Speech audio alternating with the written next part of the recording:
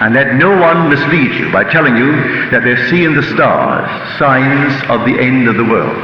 No end of the world. This world is going on indefinitely. Not a thing is coming to any end. If you blow it up, man will rebuild it. If we have a nuclear war, you aren't going to destroy this world. It is a cradle to hatch out God. This is a world of educative darkness. And you aren't going to take a schoolroom and improve it to make it a home. This remains a schoolroom, a world of educative darkness. So when we spend billions to make it easier for people, and billions to make people good, forget it. It's going to be an equal balance of good and evil in this world forever. So right in this world, good and evil, and you can't unbalance it. So you make all these good, but then others must come into the world equally evil to balance it. For we ate of the tree of knowledge of good and evil. And that's why we're here. And we had to eat it in order to be here. That we judge in our blindness and do all these things in the world. If the world was all good and everybody was so altogether sweet, we wouldn't be here. And may I tell you, there'll be no contrast, none whatsoever, and you know from possibly an experience that is not a very pleasant thing. Have you ever been into a society, a group of people who thought themselves so good and so holy? Isn't that boring? Well, I have been among them. And let no one mislead you by telling you that they see in the stars signs of the end of the world. No end of the world. This world is going on indefinitely. Not a thing is coming to any end. If you blow it up, man will rebuild it. If we have a nuclear war, you aren't going to destroy this world. It is a cradle to hatch out God. This is a world of educative darkness. And you aren't going to take a schoolroom and improve it to make it a home. This remains a schoolroom, a world of educative darkness. So when we spend billions to make it easier for people, and billions to make people good, forget it. It's going to be an equal balance of good and evil in this world forever. So right in this world, good and evil, and you can't unbalance it. So you make all these good, but then others must come into the world equally evil to balance it. For we ate of the tree of knowledge of good and evil. And that's why we're here. And we had to eat it in order to be here. That we judge in our blindness and do all these things in the world. If the world was all good and everybody was so altogether sweet, we wouldn't be here. And may I tell you, there'll be no contrast, none whatsoever, and you know from possibly an experience that is not a very pleasant thing. Have you ever been into a society, a group of people who thought themselves so good and so holy? Isn't that boring? Well, I have been among them. I can't conceive of anything more boring than those who think themselves so good and so holy and so sweet. And you wonder, what is it all about? No, give the others that sometimes you have to watch out of the side of your eyes. They're more exciting, or more fun in the world. You keep your mind high and dwell on noble things and keep the noble things going, but don't try to rub out the others. It's all part of a school system. We aren't here to make this heaven. Heaven is for the redeemed, and everyone will be redeemed, and everyone is going to come out. And when we come out, we aren't strangers. You take off the mask, and I take off the mask, and I know you. I knew you in eternity, and you knew me in eternity, and we were in love with each other as no one on earth could ever love another, because we were love itself. We were God, and God is all love. So no one on earth could ever love anyone through these masks, comparable to the love we have for each other when the mask comes off. We are the gods that make up the Lord, and the Lord is the embodiment of infinite love.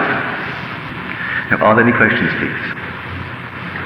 If we have played a good number of these parts, as you suggested, why cannot we recall them back to mind? I have recalled many, so I would not say that we can't. The fact that one cannot recall them, does that signify that he hasn't played them? I wouldn't say that. No, I would not say that at all. I live a very modest life today. Quiet, modest, small income, from my efforts in what I'm doing. For I'm self-employed, and I take off voluntarily between 3 and 4 months a year, because I find that I need that sort of rest. And I need it for the very ones who come regularly to my meetings. And yet in my interval of taking off between 3 and 4 months a year, I have no income. Someone gets a month's vacation or 2 months vacation, the corporation pays him. So he's paid. I'm not paid. I'm completely on my own. I take off any time, and I am simply self-supporting in my work. All right, I live a very quiet and modest life, and yet I have a vision of an experience. I had the most fabulous home. I can see it now. Beautifully furnished. Everything in it was a museum piece, and yet functional. It was not there just for appearance's sake. It was functional. A full complement of servants. I can see my gardens. I can see all the gardeners that I had. I can see my secretary and his assistant. I can see the chefs. They all loved me dearly. I was a bachelor. I can see it vividly. And I return in my imagination. See, all these things are always taking place. So I returned in my imagination to this, and all of them greeted me so beautifully. And they all said, "The Lord is back," not meaning God, for they called me by the title called Lord. Just as you speak of people here in the world, Lord so-and-so. Well, to them I was their master, their Lord. Not in the sense of being God, just simply a man with a title called Lord. And they all greeted me beautifully in this return, but I can see the fabulous wealth that I possessed. And it was decadent. I didn't grow with all my wealth. I simply could indulge myself, and no matter what I wanted, I could grant it, because I had it. And then I recall deliberately walking out of that place and not returning. I walked out completely and left it all behind me. And yet I had everything that money could buy, and I bought only the best. My home was beautifully furnished. Everything in it was a museum piece. And my servants were beautifully trained. They were not just servants, they were of the highest. My secretary, everyone, my butler, they were gentlemen in their own sphere. Yet they were my servants. And I had a full complement of servants in my home and a full in my gardens. And I walked out never to return. So I have a vivid memory in this world of Caesar of having fabulous wealth. Then I came back in this time. I came here in a world of poverty. A father who bore and raised 10 children. There were 12, but 2 died at birth. And so we were a family always of 13 because my grandmother lived with us. And he had little. And so I came into that environment. I needed that environment. And that was the last environment in which I played a part before departing this world to return to my brothers. And I'll return like the prodigal son to find that I am enhanced beyond my wildest dream by reason of the venture. Not all the sons came up, by the way. The first son didn't come, meaning he represents those who did not volunteer. Therefore, he remains unaware of his wealth.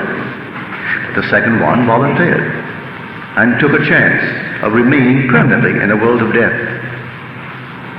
But if he didn't, and he survived and could get back, he would be enhanced beyond the wildest dream of any.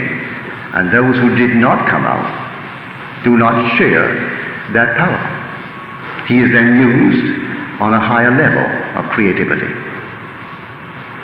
So I have a vivid, I can see it so clearly in my mind's eye. And yet today, in this world, I live a very normal, modest life. Fortunately for me, my wife goes along with it. She makes no excessive demands on my purse. In fact, I don't have any, I give it to her. So if I have anything, she knows it, but I don't. So she has everything, so I can't really run away. When I leave home, I said, "Now, may I have $2? Can't go very far. Get no taxi. You can't go more than a few blocks on $2. So I really can't run. Let me have $2 in the event that I want to get back home. So she gives me $2. Are there any questions, please? Yes, sir. I understand. Can we play many roles in one lifetime depending on the extent of our own imagination? Or are we destined for one role only? No. The question is, can we play many roles in the one span of life here? Why, certainly we play many roles. The same identity, like the same actor playing in Hamlet that plays Richard, that plays something else, but the same actor. Well, I was a dancer for 11 years. Prior to that, I worked for J.C. Penney for the large amount of, $20 a week. And then they fired me. I said, what have I done? Nothing. Business is slow. So, business is slow. I said, what am I going to do for money next week when rent is due? That's not my problem. So, when I continued the argument, he said, well, now, I can see he doesn't understand the facts of life, so when you're 20, you're full of courage and do all kinds of things. I was then 17. So he gave me a letter to his friend up at Macy's and said he doesn't understand America's rules, so give him a job if we have one. So I was getting, I think, 22 at J.C. Penney, and they employed me, and they gave me 20. At least I had a job then, 20. And I figured I will not work for anyone again. I'm going to stick this out just as long as I can, and I'm going to quit. This time, I am going to quit. They aren't going to fire me. I'll never be fired again. So I worked there for a year and 6 months, and then I gave them notice. They said, why? I said, I'm just going to quit. There's no reason, no excuse, I'm quitting. And then from then on, I worked for myself. So I would come in under the heading of these ex-cons. They refused to work for another. They had it all within themselves, and they wanted freedom and independence. All the qualities that they say big business leaders need and have. So you play all parts. I was a dancer. I run an elevator for Macy's, a bus boy putting things in the bin and I saw all the little tricks of the trade. I saw how they operated, because as a bus boy, you see things. And some lady came in one day and she wanted lily white honey, and that was 10 cents more than the Red Star honey. And so, unfortunately, I didn't have lily white honey on display. I should have kept the bin filled, but I didn't have it. So the salesman who took the order came back and said, the lady outside, and she can't have any honey but lily white honey. And you didn't do your job by keeping the bin filled. And so get one up quickly. Well, the lily white honey and the Red Star honey was the same honey, bought unmarked by the carloads. And the girls rolled in the lily white and charged 10 cents more, and rolled in the Red Star and charged 10 cents less. So it took off one Red Star and rolled into the lily white, and she was satisfied. So she paid 10 cents more for it. And that's how business operates. There are some ladies who cannot buy a decent coffee because they do not have in themselves the innate knowledge of taste. Their taste buds are gone. So if they go into a store, they must read the price tag. Someone once told a story. If you went into Selfridge in England and you took all the tags and changed them and took a piece of cut glass and put on it the price of a great diamond, and then put that price of the cut glass on the diamond, the average person not understanding jewelry, having no knowledge at all, would buy it based upon the tag. They'll buy a piece of cut glass and pay the price of the great diamond, because they do not know values. They can only see tags. And business operates upon that business.